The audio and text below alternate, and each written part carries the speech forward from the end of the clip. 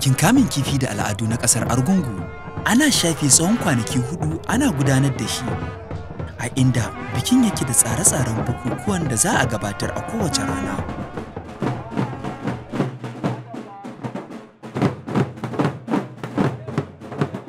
A rana ta biyu ta wannan biki, ana farawa ne da gagarumin hawan daba wanda mai martaba sarkin kabin Argungu yake hawa cikin ado da raye-raye masu ƙayatarwa, tare da hakimai da 'yan majalisar sarki wanda suke sanye da baƙaƙen alkyabbu da fararen rawuna, saboda su dama shiga iri ɗaya suke yi.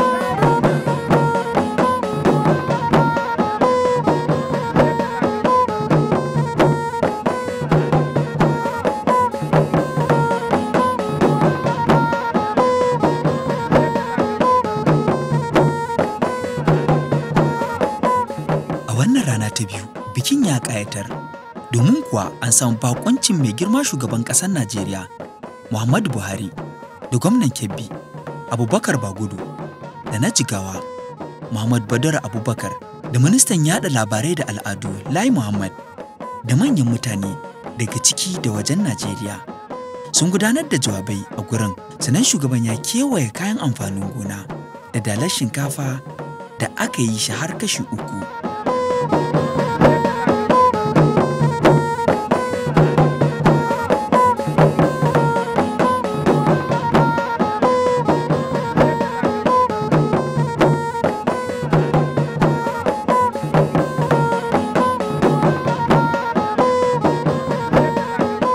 Ta hanyar noman shinkafa da kamun kifi dole dan bakabe ya iya ruwa, sannan saboda ɗar na yaƙi ga wancan lokacin za ka ga ko cikin ruwa bakabe yana faɗa yana yaƙi. Saboda haka sai aka ce to waɗancan ma wasanni da matasa ke yi na tseren ninkaya, wanda wasu ninkaya suke cewa tseren iyo da kamun da mulmule da shaƙo da lalabe da sauransu, duk ba baƙi ba ne dama ana yin su.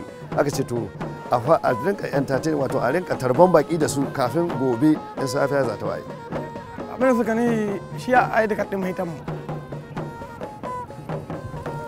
duk wanda bai da shi irin ga to bai cika ɗan taura ba ga hitam ga ƙada mu.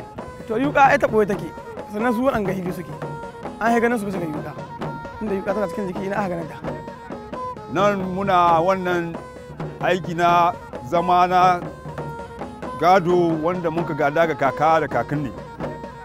Mun gada wanga abu tun ga kakanni da har uwayenmu. Muna zama zagi na gaban sarki ko she idan lalura ta tashi ta zuwa irin daba, hawan sallah, hawan idi da sauransu, muna zuwa tare da sarakuna, mu ne zagaigensu. Ni a matsayina wakili nike daga wakilin zagi, akwai gabana shi a zagi, ni a wakili ne. Su kuma sauran wayannan suna memba daga cikin mu.